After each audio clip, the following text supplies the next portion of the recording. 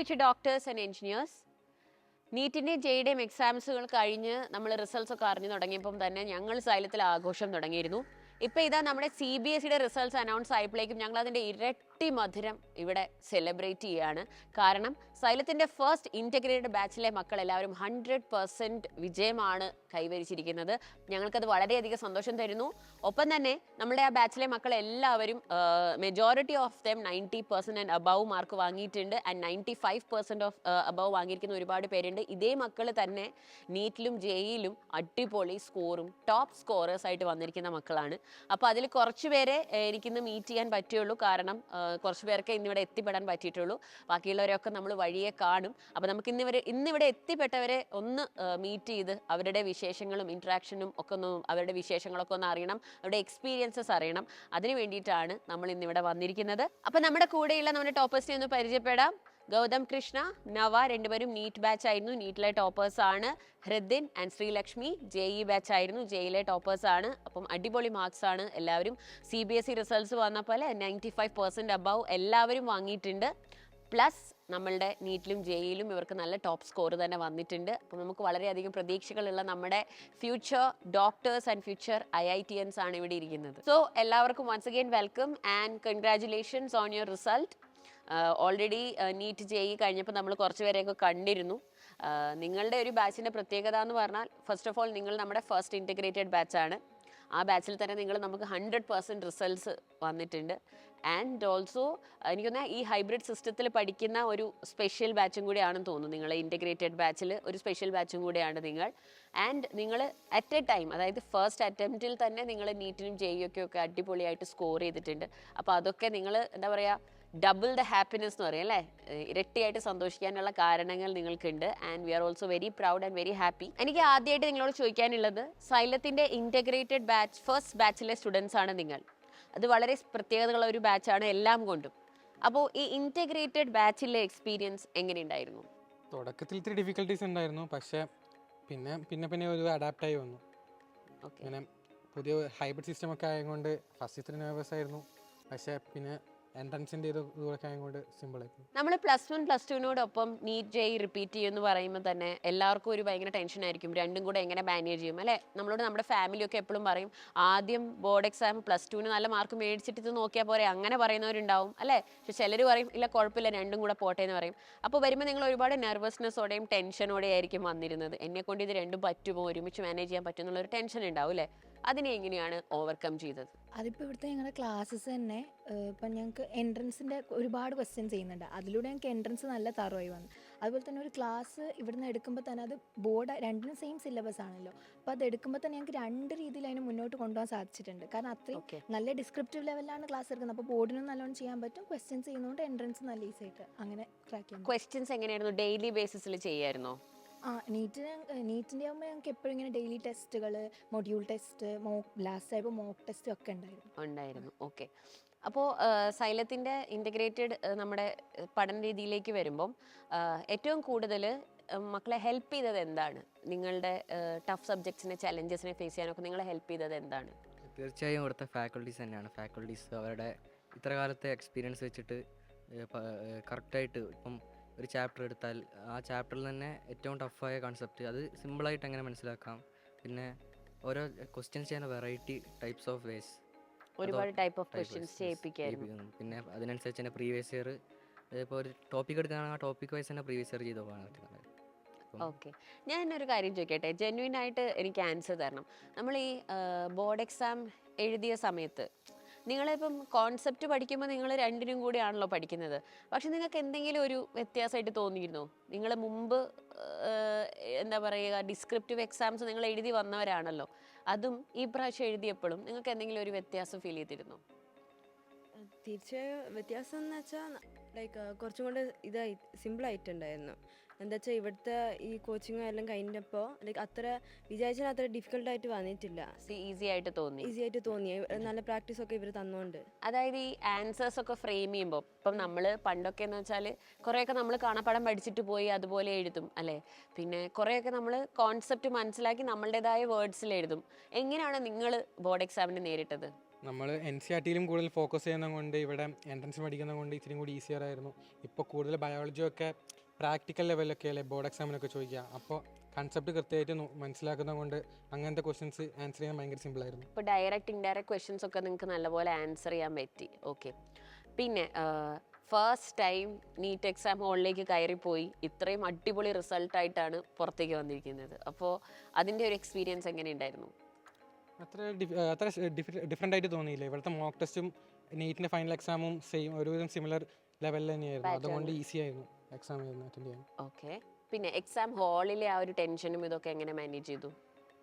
അത് ഇവിടുന്ന് mock test practice ചെയ്യുമ്പോൾ അതേ ആംബിയൻസിൽ പ്രാക്ടീസ് ചെയ്യുന്നത് കൊണ്ട് ഇത്തിരി കൂടി സിമ്പിളറായിരുന്നു.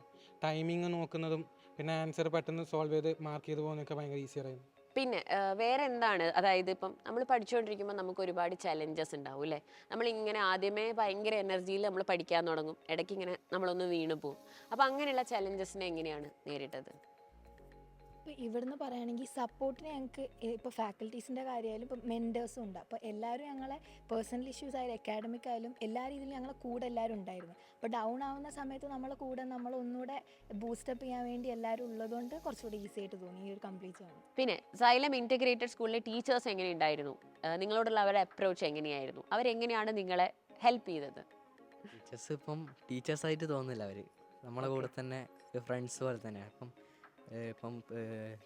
ഹൈസ്കൂൾ വരെയൊക്കെ പഠിക്കുമ്പം ടീച്ചർമാരെന്ന് പറയുമ്പോൾ തന്നെ സ്ട്രിക്റ്റ് ആയിരിക്കും, ഒരു ഡിസ്റ്റൻസ് ഉണ്ടായിരുന്നു. കുറച്ച് ഇതുണ്ടായിരുന്നു. ഇവിടെ എന്ന് വെച്ചാൽ ഫുൾ കമ്പനി എല്ലാം പറഞ്ഞു തരും. ഇപ്പം ഏത് സമയത്ത് വേണമെങ്കിലും എപ്പം വേണമെങ്കിൽ വിളിച്ച് ഡൗട്ട് ചോദിക്കാം.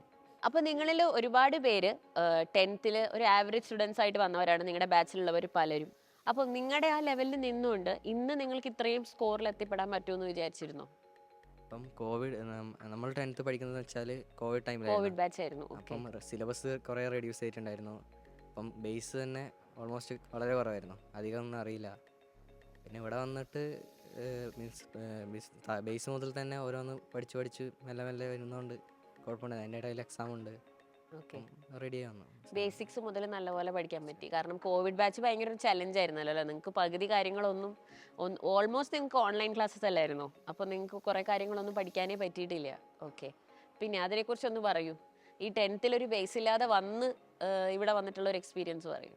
ഇവിടുത്തെ ക്ലാസ്സസ് എന്ന് വെച്ചാൽ ലൈക്ക് ആദ്യം മുതൽ ബേസ് മുതൽ എല്ലാം റെഡിയാക്കിക്കൊണ്ട് വന്ന് അങ്ങനെ പഠിപ്പിച്ചത് നമ്മളെ. അപ്പോൾ അതിൻ്റെതായ ഡിഫിക്കൽട്ടീസ് ശരിക്കും തോന്നിയിട്ടില്ല. അതുകൊണ്ട് തന്നെയാണ് ലൈക്ക് നല്ലൊരു ബോർഡ് എഴുതാനൊക്കെ പറ്റിയത്. ലൈക്ക് ബേസ് മുന്നേ പഠിപ്പിക്കുന്നതുകൊണ്ട് അത് ക്ലിയർ ആയിട്ടെല്ലാം പഠിപ്പിച്ചു തന്നത്. ഓക്കെ. പിന്നെ അതുപോലെ തന്നെ ജെഇക്കാരെയൊക്കെ സംബന്ധിച്ചിടത്തോളം ഫിസിക്സിലെയൊക്കെ പ്രോബ്ലംസ് അല്ലേ, ആ ഒരു ലെവലിലുള്ള പ്രോബ്ലംസ് തന്നെ നമ്മൾ ചെയ്ത് പഠിക്കണമല്ലോ. അപ്പം അതെങ്ങനെയായിരുന്നു പ്രാക്ടീസ് ചെയ്തത്? ടീച്ചർമാർ തന്നെയാണ് മെയിനായിട്ട്. ടീച്ചർമാർ അവരായിട്ട് ഇപ്പം ക്ലാസ്സിൽ നിന്ന് തന്നെ കുറേ ക്വസ്റ്റ്യൻ ഡിസ്കസ് ചെയ്തായിരുന്നു. പിന്നെ എത്ര ടഫായിരിക്കില്ല ചിലപ്പോൾ, നമുക്ക് അറിയാത്തതുകൊണ്ടായിരിക്കും. അപ്പം അതെങ്ങനെയാണ് അറ്റാക്ക് ചെയ്യേണ്ടതെന്നുള്ള രീതി അവർ സ്ട്രാറ്റജി ഒക്കെ പറഞ്ഞിട്ട് അപ്പം അത് ചെയ്യും. പിന്നെ പ്രാക്ടീസ് തന്നെ മാക്സിമം നല്ലപോലെ പ്രാക്ടീസ് ചെയ്യായിരുന്നു. പിന്നെ നിങ്ങൾ ഹോസ്റ്റൽ ലൈഫിനെ കുറിച്ച് പറയാമോ? എങ്ങനെ ഉണ്ടായിരുന്നു സൈലത്തിലെ ഹോസ്റ്റൽ ലൈഫ്? ഹോസ്റ്റലിലെ എക്സ്പീരിയൻസ് ഒക്കെ എങ്ങനെ ഉണ്ടായിരുന്നു? ഹോസ്റ്റൽ എന്ന് പറഞ്ഞാൽ ശരിക്കും വീട് പോലെ തന്നെ തോന്നുമായിരുന്നു. വാർഡന്മാരായാലും മെൻറ്റർമാരായാലും നല്ല ഫ്രണ്ട്ലി ആയത് കൊണ്ട് അങ്ങനെ ഡിഫിക്കൽട്ടീസ് ഒന്നും തോന്നിയില്ല. എന്തെങ്കിലും പ്രശ്നമുണ്ടായാൽ സപ്പോർട്ടിന് എപ്പോഴും അവർ കൂടി ഉണ്ടാകും. പിന്നെ ഫ്രണ്ട്സിൻ്റെ കൂടെ നിൽക്കുമ്പോൾ അത്ര ഡിഫിക്കൽട്ടീസ് തോന്നില്ല. എന്തെങ്കിലും ഡൗൺ ആയിക്കഴിഞ്ഞാൽ അവർ ഇങ്ങനെ തമാശ ഇതൊക്കെ പറഞ്ഞ് മൂഡൊക്കെ ചിയറപ്പാക്കിയിട്ടും പഠിക്കുന്നതിൽ ഇത്തിരി കൂടി ഫോക്കസ് ചെയ്യാൻ പറ്റുമായിരുന്നു. ഓക്കെ. പിന്നെ ഇപ്പം നമ്മൾ ആദ്യമായിട്ട് ഇങ്ങനെ +1 കൂടെ തന്നെ എന്താ പറയുക ഇൻറ്റഗ്രേറ്റഡിൽ പോവാനെന്നൊക്കെ പറഞ്ഞു നമ്മളെല്ലാവരുടെ അടുത്തൊക്കെ പറഞ്ഞപ്പം ചിലപ്പം കുറേ പേരൊക്കെ നിങ്ങളെ ഡിമോട്ടിവേറ്റ് ചെയ്തിട്ടുണ്ടാവുമല്ലോ, ഇപ്പോഴേ ഇത് ചെയ്യണോ അല്ലേ, ഒരു വർഷം ഇത് കഴിഞ്ഞ് ചെയ്താൽ പോരെ എന്നൊക്കെ ഉള്ളത്. അപ്പോൾ ഇപ്പോഴെന്താണ് ഒരു ഫീലിംഗ്? ഇപ്പോഴെന്താണ് എല്ലാവരും പറയുന്നത്? സത്യം പറഞ്ഞാൽ +1 +2 കൂടെ തന്നെ എൻട്രൻസും പോകുന്നതാണ് നല്ലത്. എന്തുകൊണ്ട് വെച്ച് കഴിഞ്ഞാൽ അങ്ങനെ സിലബസ് അത്ര വ്യത്യാസമില്ലല്ലോ. അപ്പോൾ അത് കൃത്യമായിട്ട് ഫോക്കസ് ചെയ്ത് കഴിഞ്ഞാൽ ഇപ്പം നല്ല സ്കോർ കിട്ടിയിട്ടില്ലെങ്കിലും റിപ്പീറ്റ് ചെയ്യാൻ പോകുമ്പോൾ ഇത്രയും കൂടി ഈസിയർ ആവും. അതാണ് മെയിൻ അഡ്വാൻറ്റേജ്. നമ്മുടെ ഇൻറ്റഗ്രേറ്റഡ് ക്യാമ്പസിലെ ഫെസിലിറ്റീസിനെ കുറിച്ചൊന്ന് പറയുമോ? എന്തൊക്കെയാണ് നിങ്ങളെ ഹെൽപ്പ് ചെയ്തതെന്നുള്ളത്? ഇവിടെ ഇപ്പോൾ ഫെസിലിറ്റീസ് ഞങ്ങൾക്ക് ഇവിടെ എല്ലാ ഫെസിലിറ്റീസും ഞങ്ങൾക്ക് വേണ്ടതായിട്ടെല്ലാം ചെയ്തു. ഞങ്ങൾക്ക് എന്തിവിടെ ആവശ്യമുണ്ടെങ്കിലും ഞങ്ങളുടെ കോർഡിനേറ്റർ ജംഷിദ് സാർ ആയാലും സാറിനോട് പറഞ്ഞ എല്ലാ കാര്യങ്ങളും ഞങ്ങൾക്ക് ഇവിടെ സെറ്റ് ചെയ്ത് തരാറുണ്ട്. ഇപ്പോൾ ഞങ്ങളെ ക്ലാസ്സിൻ്റെ അടുത്തനായിട്ട് ഞങ്ങളുടെ ടീച്ചേഴ്സിൻ്റെ സ്റ്റാഫ് റൂമുണ്ട്, അതുപോലെ മെൻറ്റേഴ്സിൻ്റെതും ജംഷിദ് സാറിൻ്റെ ക്യാബിനൊക്കെ ഉണ്ട്. അപ്പോൾ നമുക്ക് എന്ത് ആവശ്യം വന്നാലും ഓൺ സ്പോട്ട് നമുക്ക് പോയിട്ട് പറയാൻ പറ്റും. അവിടെ ഇപ്പോൾ മെൻറ്റേഴ്സിനോട് എന്ത് ഇഷ്യൂസ് നമുക്ക് പറഞ്ഞാൽ അവരെല്ലാം സോൾവ് ആക്കി തരും. നമ്മൾ എല്ലാ കാര്യത്തിലും ബൂസ്റ്റപ്പ് ചെയ്യും. ഫാക്കൽറ്റീസ് ഏത് സമയത്ത് നമ്മൾ പോയാലും ഡൗട്ട്സ് ഒക്കെ ക്ലിയർ ചെയ്ത് തരും. എല്ലാ കാര്യത്തിലും എല്ലാത്തിനും ഇവിടുന്ന് ഭയങ്കര സപ്പോർട്ടായിരുന്നു. ഉണ്ടായിരുന്നു.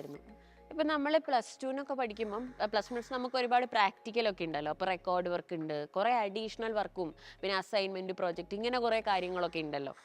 അതിൻ്റെ കൂടെയാണ് നിങ്ങൾ ഭയങ്കര മോസ്റ്റ് കോമ്പറ്റീറ്റീവ് ആയിട്ടുള്ള എക്സാംസിന് വേണ്ടി പഠിച്ചുകൊണ്ടിരുന്നത്. ഇതെങ്ങനെ നിങ്ങൾ മാനേജ് ചെയ്തു? മാനേജ് ചെയ്യാൻ അത്ര എളുപ്പമായിരുന്നില്ല സത്യം പറഞ്ഞാൽ.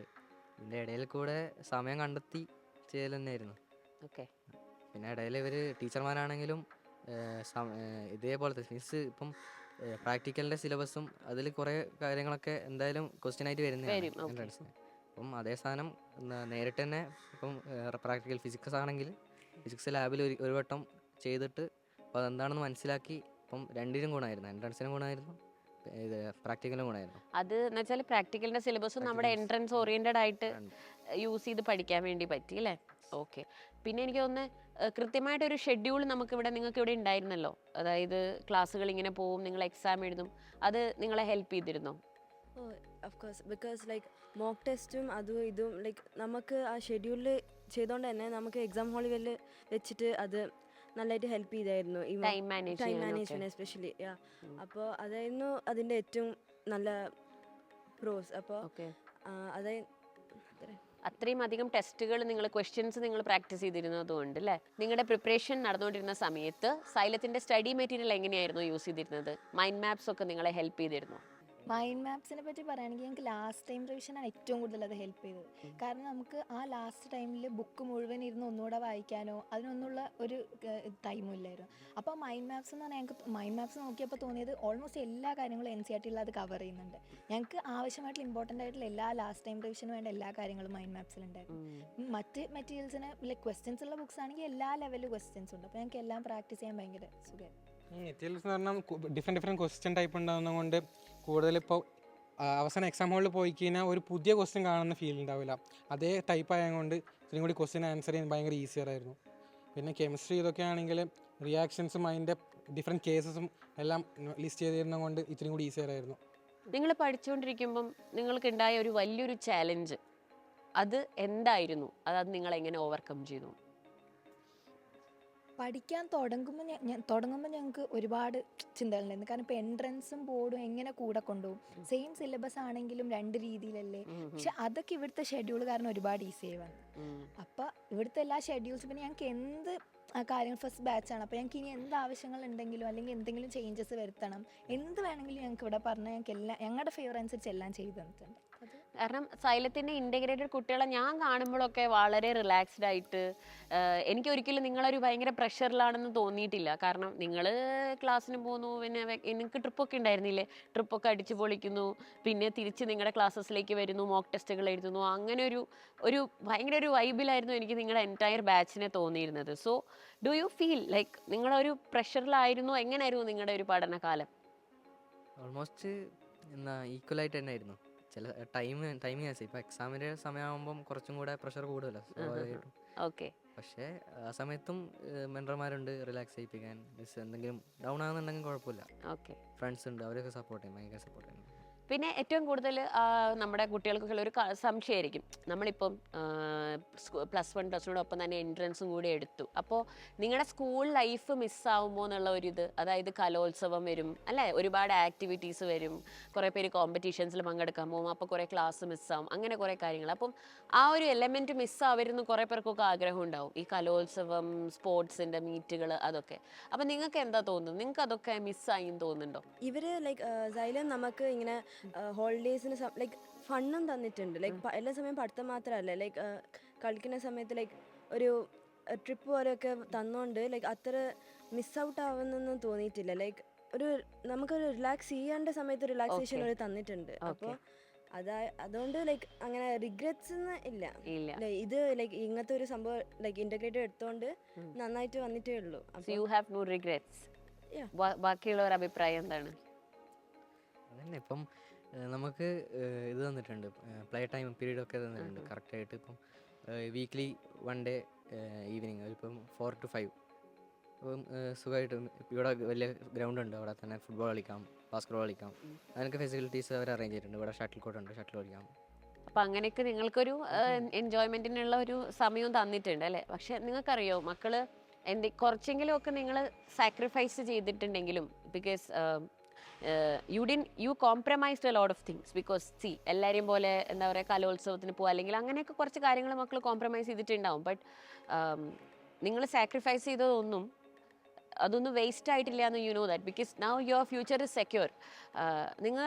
ഞാൻ കാര്യമായിട്ട് പറയണത് ബിക്കോസ് ഫ്രം മൈ എക്സ്പീരിയൻസ് വർഷങ്ങളോളം ആളുകൾ പഠിച്ച് എഴുതുന്ന ഒരു എക്സാമാണിത്.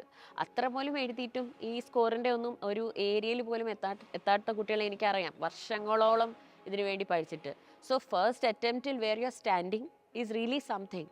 അപ്പം അത് നിങ്ങളുടെ ഹാർഡ് വർക്ക് ഉണ്ട്, നിങ്ങളുടെ കൂടെ വർക്ക് ചെയ്ത ആളുകളുണ്ട്, നിങ്ങളുടെ പേരൻസിൻ്റെ സപ്പോർട്ടുണ്ട്. So don't ever feel that you have missed out on something because നിങ്ങൾ നിങ്ങളുടെ ഫേവറേറ്റ് കോളേജിലേക്ക് കയറി കഴിയുമ്പം അവിടെ നിങ്ങൾക്ക് ഈ കാര്യങ്ങളെല്ലാം ഉണ്ടാവും. നിങ്ങൾക്ക് കോളേജ് ലൈഫ് ഉണ്ട്, ക്യാമ്പസ് ലൈഫ് ഉണ്ടാകും, ഫെസ്റ്റ്സ് ഉണ്ടാകും, ഇതൊക്കെ മക്കൾക്ക് എൻജോയ് ചെയ്യാം. പക്ഷേ വൺസ് യു ആർ ദെയർ നിങ്ങളൊരു IIT നിങ്ങളൊരു നിങ്ങളുടെ ഫേവറേറ്റ് മെഡിക്കൽ കോളേജിലേക്ക് കയറി കഴിയാന്ന് പറയുമ്പോൾ your life is set right. അവിടെ നിന്ന് നമുക്കൊരു തിരിച്ചു നോക്കലില്ല. So that way what you have done is really amazing അല്ലേ? അപ്പം you should be proud of yourself and always എനിക്ക് പറയാനുള്ളത് അഗെയിൻ ആൻഡ് അഗെയിൻ കൺഗ്രാജുലേഷൻസ്, നല്ല റിസൾട്ടാണ്. അപ്പോൾ ഇനിയും നിങ്ങൾ നിങ്ങളുടെ ഫേവറേറ്റ് കോളേജിൽ എത്തിപ്പെടട്ടെ. എവിടെ പഠിക്കണം എന്നാണ് ആഗ്രഹം? AIIMS obviously. എയിംസ്. ഓക്കെ, ബാക്കിയുള്ളവരൊക്കെ പറയും. എയിംസിൽ തന്നെ. എയിംസ് നമുക്ക് ഒരുപാട് ക്യാമ്പസ് ഉണ്ട്, ഞാൻ പറഞ്ഞില്ലേ, നമുക്ക് എല്ലായിടത്തും കൊടുത്തു നോക്കാം അല്ലേ? Okay, IIT Madras. Okay, IIT any IIT. Okay, great. അപ്പം നമുക്ക് IITians ഒക്കെ ഉണ്ട് സൈലത്തിൽ.